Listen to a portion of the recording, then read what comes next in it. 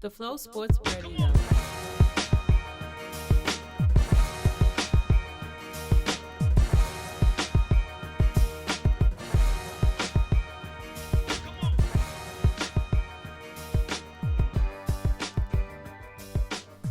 Matthew Shack and the Flow Sports. Y'all know what it is. Wake yo, goat mouth ass up. We about to jump right into it with last night's game. The Kansas City Chiefs increases their record to 4-0 with a 27-23 win over the 2-2 Denver Broncos. This game was absolutely electric last night in Mile High Stadium. Patrick Mahomes, the second-year player, once again is showing everybody that this is the future for the Kansas City Chiefs. 28 of 45, 304 yards, one touchdown, ran for a touchdown, QBR of 83.7. Kareem Hunt, once again, who led the NFL in rushing last year, 121 yards, 19 carries, averaging 6.4 yards per carry, had a 45-yard run, one touchdown.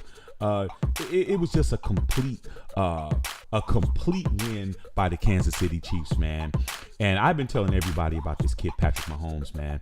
This guy is out there throwing straight laser beams out there, okay? He is throwing laser beams. He threw that one pass that he threw with the left hand. He's getting ready to get sacked. Von Miller was on his entire ass, and he threw that first down pass on with his left hand going to his left, man.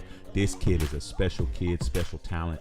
He reminds me of a baseball player. He reminds me of, and I know he played baseball, but he plays football like he's a baseball player, like he's Derek Jeter or somebody. You know what I'm saying? Like he is he's a shortstop out there.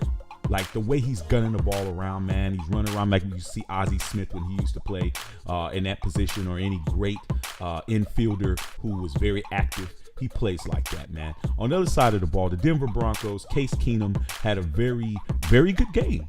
I know I've been on Case Keenum, man, but he played a very good game. I don't think he could play any better than he did last night. 21 of 33, 375 yards, 345 yards. He didn't throw any touchdowns, but he threw a pick.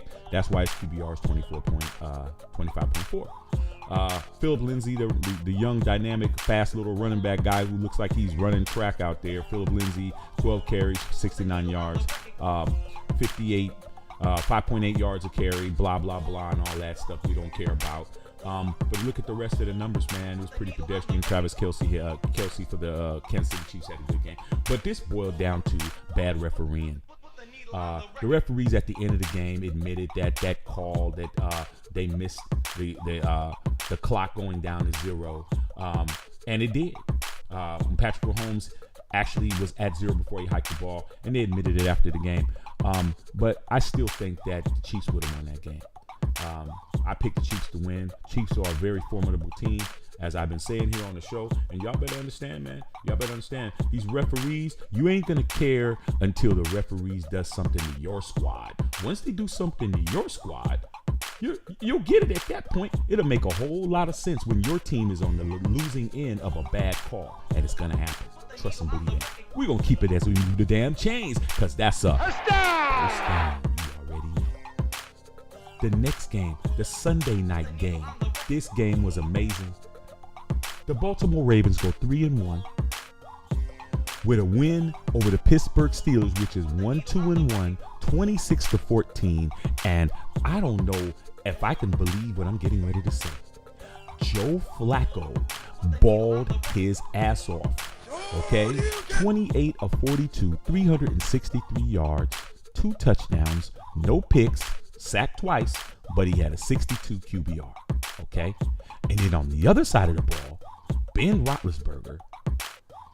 This right here has to be talked about. 27 of 47, 274 yards, 1 touchdown, 1 pick, QBR of 54. Okay. The rest of the statistics in regards to this game basically boiled down to John Brown acting a damn fool for the Baltimore Ravens with 3 catches for 116 yards. Antonio Brown, he had a touchdown, 62 yards, but he's not getting the ball like he should. Juju got the ball, 4 catches for 60 yards. But it boiled down to the Pittsburgh Steelers couldn't do anything in the second half. All right, they were down 14-0, actually 14-3. They came back, they tied the game up, going in the half. And after that, the Pittsburgh Steelers had 6 possessions and didn't even get past midfield. Okay, and that's what I'm talking about, Steeler Nation. When you guys are doing what it is you guys have done in the past, or you guys have a great game, you guys are coming out, you got everything popping, you got all the jewelry on, you got the Rolexes on, you got the Rollies on, you done got the car wash, man, you got the 24s blinging on the whip and all of that. But then when y'all lose, man, y'all in the house. Stay in the house. You know what I'm saying? And what it boiled down to is your running game, you need Le'Veon Bell. And Le'Veon Bell says he's coming back in week 7. But understand, it's a half a year rental. Y'all gonna have to pay that man. Don't tell me that what's the running back name, man? Okay, Collins, or what's that boy name? Let me before I butcher his name. Connor. James Conner, good running back. He ain't Le'Veon Bell. Okay? And that's the problem, all right? You guys did not do anything. You were shut out in the second half. All right, that should not have happened with firepower like that. You got the best wide receiver in the total football universe. Okay, didn't get anything done with that. All right, turn the ball over, all of that, and at the end of the damn day, you guys still don't need Le'Veon Bell. Hey man, you better go ahead and go get Le'Veon Bell, man. Give him what it is you need to give him to, because with him, you guys win that game. Clock management, you're able to move the sticks. But hey man, you guys know everything. You guys know everything. But I know one thing, y'all didn't win that damn game. We're gonna keep it moving. Let's move the damn chains. The next game, the 2-2 Chargers, they put out a squeaker against the 1-3 49ers, 29-27. And this game right here was a good game. It was a very good game. It looked like it was just going to be an easy win for the Chargers because, as we all know, Jimmy Garoppolo is out with an ACL injury for the rest of the year, and the second-string quarterback, C.J. Beathard, came in, and he did a damn good job. 23 of 37 for 298 yards and 2 touchdowns. He was balling. Yeah. Like I said, man, there's going to be cats that's going to come in and they're going to do what they need to do because they know how to come in and play football, man. You give them a shot. I still think that you guys need to figure out what you're going to do with your quarterback situation just in case CJ gets hurt. You need to get somebody just in case, man. In the NFL, you got to have backups. But Phillip Rivers, who started off very cold, wound up heating up 25 of 39, 250 yards, 3 touchdowns and a pick, QBR of 58.3. C.J. Beathard had a QBR of 82.9. Look at the rest of the statistics of the game. George Kittle, I don't even know who that dude is, man. You got Pierre Garçon back there. You got Marquise Goodwin.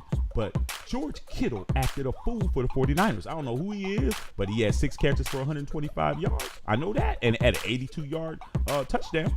So, at the end of the day, that's how it went down. But Melvin Gordon, like I said, when you got a good running back, you're going to burn up clock and you're going to eat up time.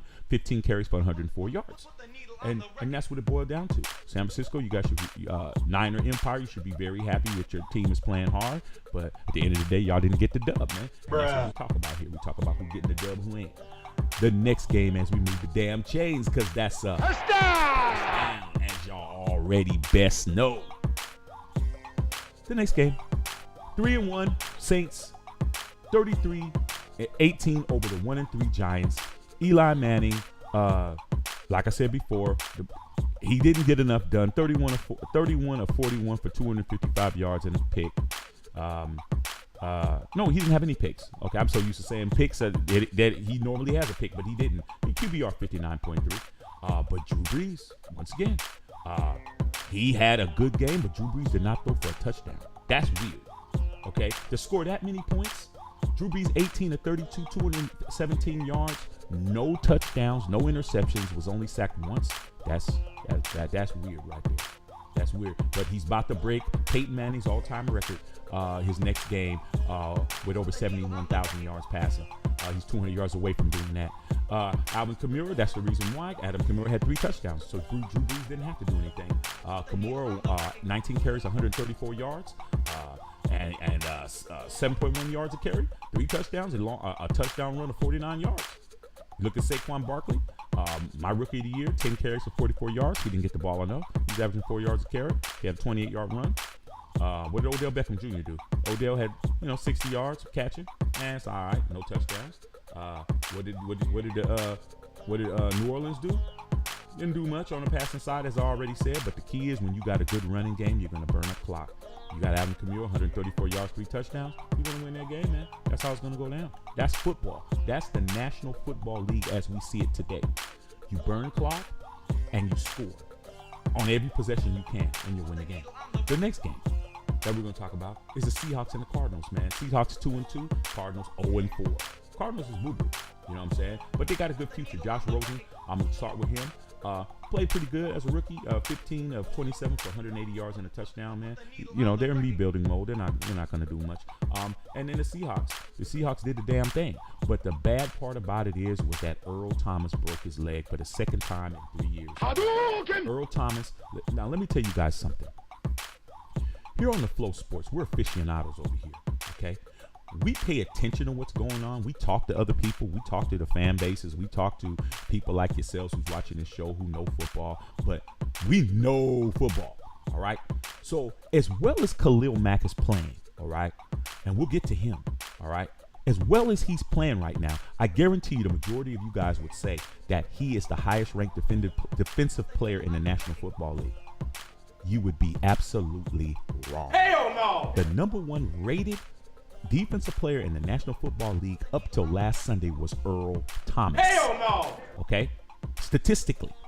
All right? All the way around the board. Khalil Mack has more dynamic plays, but Earl Thomas was leading the NFL with 3 interceptions and going into his 4th game.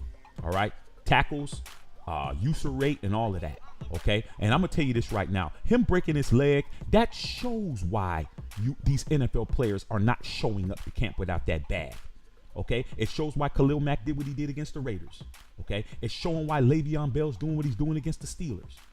Because when you come back and you get hurt, that's it. Okay, and that's why when he got pulled out on the stretcher, he flipped off, gave the bird, middle finger, whatever y'all want to call it, to his own sideline to let him know, like, man, F y'all, man. You guys ain't looking out for me. This is what I was talking about. So I just wanted to really make that clear, man. I don't feel any kind of way when these players do what they need to do. I never had a problem with Khalil Mack trying to get his money. As a Raider fan, I wanted him to get his money, okay? And if he felt that he needed to get traded to get his bag, that's what had to happen, all right? Because this is what happens when players get hurt, all right? When they get hurt, they don't get nothing, all right? And the NFL teams will go ahead and cut you in the middle of a contract. All right, but we ain't gonna get into all that. We're gonna get back into the game, but I needed to say that. Russell Wilson, 19 of 26, 173 yards, 172 yards, no touchdowns, no interceptions, blah, blah, blah. Mike Davis, 101 yards on 21 carries. And then I'm looking on the other side. There ain't a whole lot to talk about. All right, but that Earl Thomas situation, man, y'all stop beating up on Earl Thomas, man. Earl Thomas did what he needed to do. He needed to let them know, man, now I ain't getting my bag and my career's in jeopardy once again. And who's going to want to pay me if I keep breaking my leg? That's what went down, and that's how it went down. The next game, as we move the damn chains. This game right here, I said I was going to give a salute to the Oakland Raiders, so you get a salute. They wind up winning this game 45-42 against the Cleveland Browns. They go 1-3. Chucky Gruden finally gets a win, the first win in 10 years. And this was a very, very exciting football game. Okay, very exciting football game. And the people who are running around out here talking about, well, it was the Browns. Whoever's saying that doesn't watch this show. There's 2 things that people who are trying to diss the Browns as being a team that should be easy work. 1, you don't watch the Browns. And 2, you don't watch this show. Because I've been telling everybody all season, and you can go back and watch the other shows if you don't believe me, that the Cleveland Browns are a good football team, man.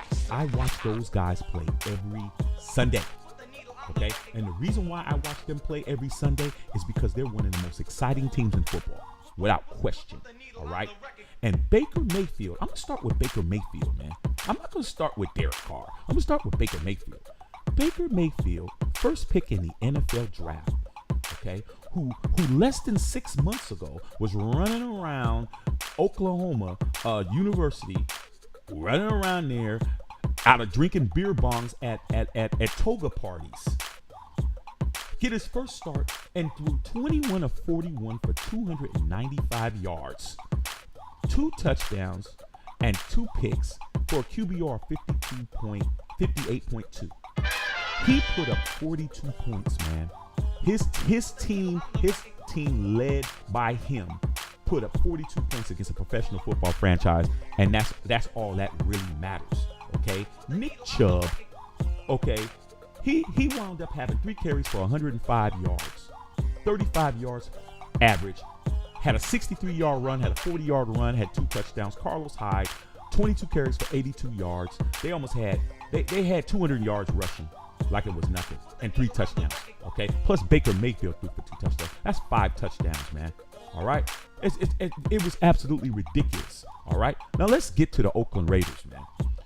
For the first time, I can't really diss the Raiders because the defense won that game. All right, let's not get it misconstrued. These stats are going to sound amazing from Derek Carr. All right, 35-58, 37 yards, 4 touchdown passes, 2 picks, sacked 3 times for a QBR of 73.9. That sounds pretty good. It was pretty good. But the key is those 2 interceptions. Okay, plus the referees gifted Raider Nation that game. All right, we got gifted as a Raider Nation member that I am. We got gifted that game. There was a bunch of things that happened in that game that we shouldn't have won. First of all, that first down by Carlos Hyde was a first down. Hell no! He got that first down. Now, I know the NFL is saying, oh, well, he had his knee. We looked at some other angles. I didn't see no other angle. I saw that dude fall over the top. That was one, okay? But even when that happened, Hugh Jackson punted the ball. And Hugh Jackson used to be our coach for the Raiders. So I know Hugh Jackson, sometimes he don't be thinking things through. And he should have went ahead and went for that. If he would have went for that, he would have got a first down. The game would have been over. That's first and foremost. But he figured, okay, we're going to play the position game. Kick the ball back to the Raiders. It's Derek Carr. What's he going to do? What's Derek going to do? Is Derek going to really come back and win this game? Yeah, because Derek Carr just completed his 14th game-winning drive in his 4 seasons that he's been an NFL quarterback. That is the most in the past 4 years. As bad as I've been on him, as bad as Raider Nation has been on him, as bad as he's had a league-leading 7 interceptions, the man is pretty clutch, okay? And Marshawn Lynch, let's put this to bed. I've been saying this all season, man. All these fake-ass Raider fans running around here trying to say Marshawn Lynch is washed. Y'all are crazy as hell, okay? You just need to sit down somewhere, man, have a seat, drink some milk, He needs some and milk. call it a day. Marshawn Lynch, 20 carries, 130 yards, 6.5 yards a carry, That boy is a good. 52-yard run. And you don't want to talk about the run that they blew early that he would have scored a touchdown on that. No one's talking about that. They're only talking about Derek Carr's interception, a fumble, alleged fumble, and they're talking about the play where they didn't get the first down, but they're not talking about that early whistle. Marshawn would have been gone, okay? That's what I'm talking about. Maury Cooper, 128 yards, okay? 1 touchdown. Jared Cook, 110 yards, 2 touchdowns. And Raider Nation, that game right there was one of the best games the Raiders has ever played in their history. You're going to say, well, why? Why is that?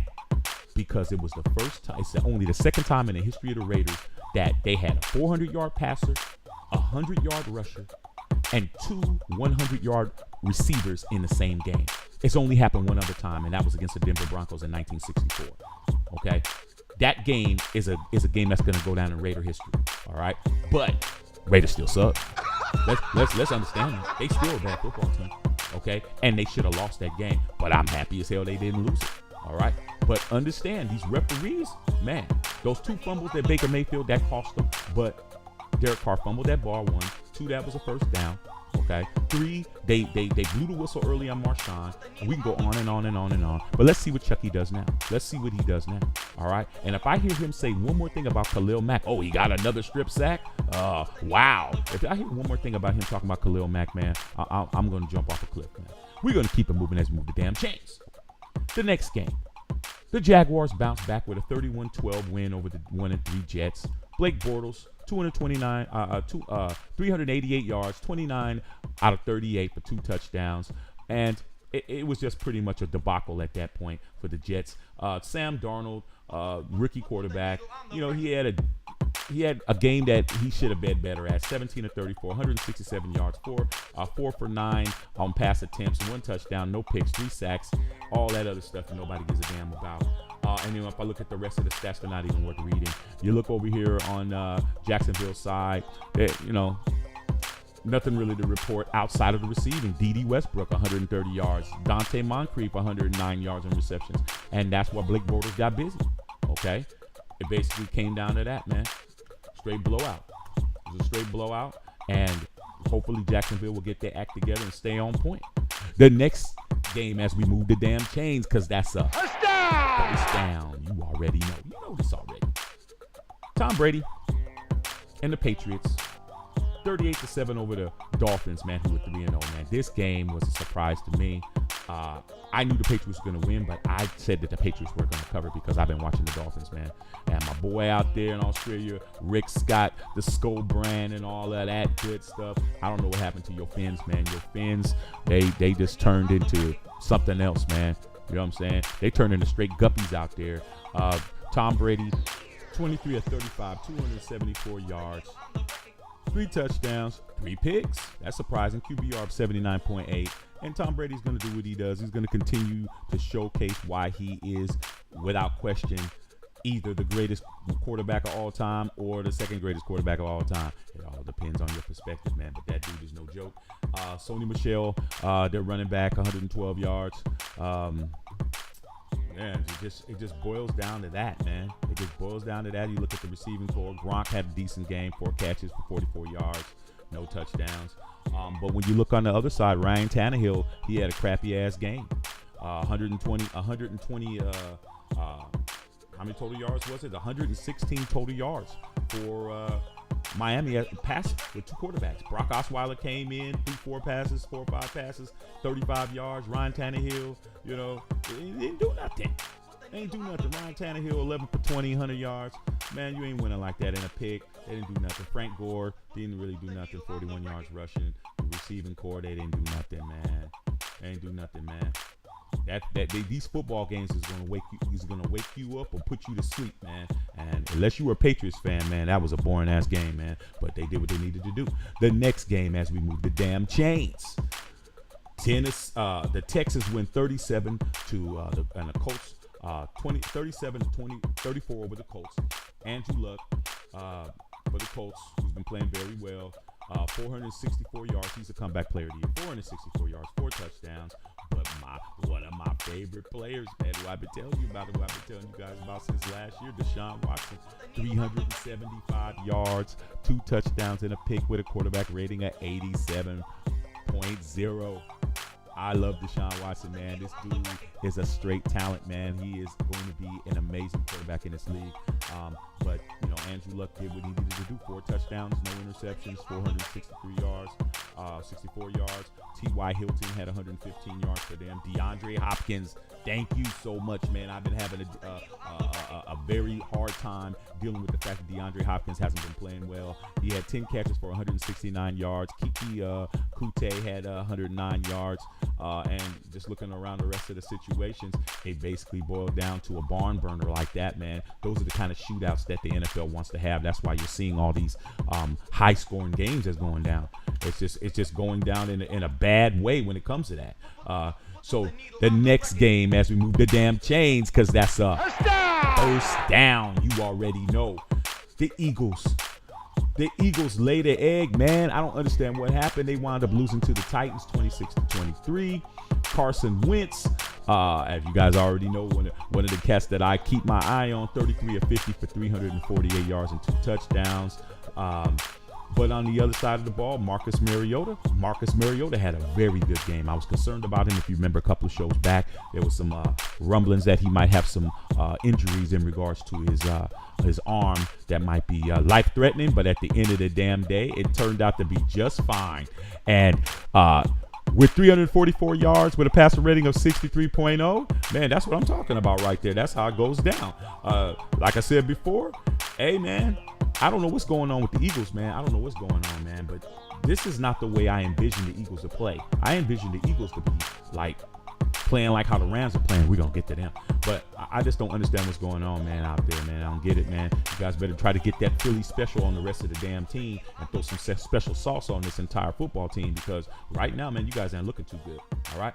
The next game as we move the damn chains. The Packers and the Bills. Bills Mafia, I was giving you guys some props last week, but right back to being a boo-boo game again. But it really wasn't a boo-boo game, because that bad man, Aaron Rodgers, 22 of 40, 298 yards, 1 touchdown, and Bills didn't do nothing, so there ain't even no use talking about them. There's nothing to say. Josh Allen, rookie quarterback, so I can't really get on him about it, but he had 151 yards and 2 picks, but his QBR was 5.4. Come on. Aaron Rodgers, 58.1 passer rating, 1 touchdown, 1 pick. LaShawn McCoy didn't do nothing. I ain't even going to disrespect the man by giving his stats out. Nobody did nothing for Buffalo receiving corps. Devontae Adams for the Packers did well, 81 yards. Geronimo Allison, 80 yards. But it basically just boiled down to that. 22-0. Nothing to talk about. Let's keep it moving as we move the damn change. This game right here, man. The Cowboys in a squeaker. And I said last show that I had a trouble picking this game, man, because I was thinking, man, the Lions can win this game. But I said the Cowboys are going to win in a squeaker, and that's exactly what happened. To increase their records to 2-2, they win 26-24 over the Lions. Okay? And it's boiled down to one guy, all right? Ezekiel Elliott. Hold that thought. Dak Prescott, 17 for 27, 255 yards, 2 touchdowns, no interceptions, QBR 61.1. Matthew Stafford, once again, surprisingly, he didn't throw an interception this time. 24 of 30, 307 yards, 2 touchdowns, QBR 76.8. You look at the rest of the statistics of the game, don't mean nothing. Ezekiel Elliott, 25 of carries, 152 yards with a 6.1 yard per carry and a 41-yard run, and that was running the ball. Then he led the Dallas Cowboys in receiving with 4 catches for 88 yards, including the game-cinching 38-yard catch over the shoulder that he caught to seal the game. I've been saying, man, get Ezekiel Elliott the football. That's all that happens. That's all you need to happen. Cowboy Nation, man, give Ezekiel Elliott the ball, and you guys are going to win. Okay? You're talking about a cat who had well over, what do you have, 230-something yards in total offense? That's what I'm talking about, man. That's what you need to do. And Lions, you guys got to put together a streak of games, man, if you want to make these playoffs, man. You look great one week, and then next week you look like barbecue chicken. We're going to keep it moving as we move the damn chains. The free fall of the week is the Buccaneers. That's your fault, boo-boo. Stay in the house. Just a couple of weeks ago, we was talking about Ryan Fitzpatrick, Ryan Fitzmagic. They was on the top of the world. Now, the Buccaneers are looking like a team who needs to just figure out whether or not you guys are going to make the playoffs. 2-2, you lose to the Chicago Bears. We were 3-1, 48-10. It was a complete blowout. Mitchell Trubisky. I've been grilling this cat, saying that he's not that great of a guy as a quarterback, I should say. But he's proven me wrong with throwing 6 touchdown passes, 19 of 26, 354 yards with a QBR of 98.9. He threw 6 touchdown passes, man. Tampa Bay, where's your defense? Okay? Bruh. That's ridiculous. Ryan Fitzpatrick played horrible. 126 yards, an interception, no touchdowns. And if you think Jameis Winston played better, he didn't play much better. 16 of 20, 145 yards, 1 touchdown, 2 interceptions, QBR 81.4. I don't know, man. You guys are in a free fall right now. Deshaun Jackson's doing what he needs to do, 112 yards. But everybody else, no running game. Ronald Jones, 29 yards. Peyton Barber, 24 yards. On offense, for the Bears, nothing being done. Nothing being done at all. Not really. Except for the receiving core, you had two receivers that had over 100 yards receptions. Tarek Cohen, 120 yards. Taylor Gabriel, 104 yards. But it boils down to that MVP of the National Football League. Not Defensive Player of the League, but the MVP. Khalil Mack. Get over here! For the 4th game in a row, he had a strip sack and a sack. Now, like I told you guys earlier, here on this show, Flow Sports, we're aficionados. So we know the game backwards and forwards. So a lot of you guys, you think that this is the best you've ever seen a defensive player play in the National Football League. But what Khalil Mack has done has been done before when Robert Mathis did it. Robert Mathis did this back in 2006 or 2007 like that when he had 4 consecutive games with a strip sack and a sack. So Khalil Mack is playing on a level that somebody else has played, but if he does it again next week, he's gonna be playing on a level that you ain't seen. He's already playing on a level that a lot of you guys have not seen because you guys are either too young to remember or you guys aren't aficionados and you only remember what's in your face. Okay, so Khalil Mack right now is the MVP of the entire National Football League as far as his show is concerned. Salute to Khalil Mack. We love Khalil Mack. Ain't no denying that. You know what I'm saying? We want to see him do well. We just don't want to see them do better than the Raiders. That's all. But they already doing that. We're going to go ahead and keep it moving. Let's move the damn chains because that's a first down. You already know. This next game, the Bengals 3-1 win 37-36 over the Falcons. This game right here, man, goes again to my theory that Matt Ryan just isn't going to ever get it done. Okay? He's going to look very good while he's doing it, though. 29-39, 419 yards, 3 touchdowns, no picks, QBR 78.5. But did you win, though? Did you get the dub? No, you didn't get the dub. Because Andy Dalton, 29-41, 337 yards, 3 touchdowns and a pick, who had a lesser quarterback rating, got the dub. All right, look at the rest of the statistics. What happened? Julio Jones got loose, 9 receptions for 173 yards. I love Julio Jones, man. Boy is sick. Mohamed Sanu, 111 yards. I like him too. Calvin Ridley did pretty good. You look on the other side of the ball, Tyler Boyd for the Cincinnati Bengals, 100 yards. A.J. Green, 78 yards and a touchdown. John Ross, touchdown. And Tyler Eifert. Ugh, did you guys see that injury that he broke his ankle? See, man, this is why you NFL players are going to try to get that bag.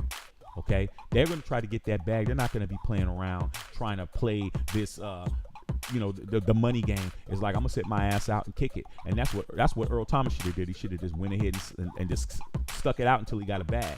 But hey, man, Tyler Eifert, man, that was a horrible injury, man. I hope he gets well soon. But once again, man, like I said about the Falcons got to figure out what they're gonna do, man. I don't know, man. You gonna lose and look good losing, or are you guys gonna try to figure out how you can win some games? And the last game on the schedule, the Rams and the Vikings, man. That was an amazing game. As we've already said previously, 38-31. And Jared Goff, 465 yards, 5 touchdown passes. Cooper Kupp, 2 touchdowns, 162 yards. And the Vikings, man, they could have won that game, but they didn't do what they needed to do because the Rams, they dogs. They dogs. Rams, best team in football right now. And that's it. That's it. We had a couple other things going on in sports. If you haven't seen the press conference between Deontay Wilder and Tyson Fury, you need to check that out. I can't wait for that fight. It's going to be here in L.A. Tickets go on sale tomorrow. I'm going to take my ass down there and go get me some tickets so I can go watch that fight, man. It'll be right here at L.A. Staples Center, man. Boxing is back. And the NBA preseason's here. As you know, we're not going to report on any games that don't count. And that's it. We're going to do what we do. The Flow Sports. Keeping it gangster. But until then, game on. Game on. Put the needle on the record.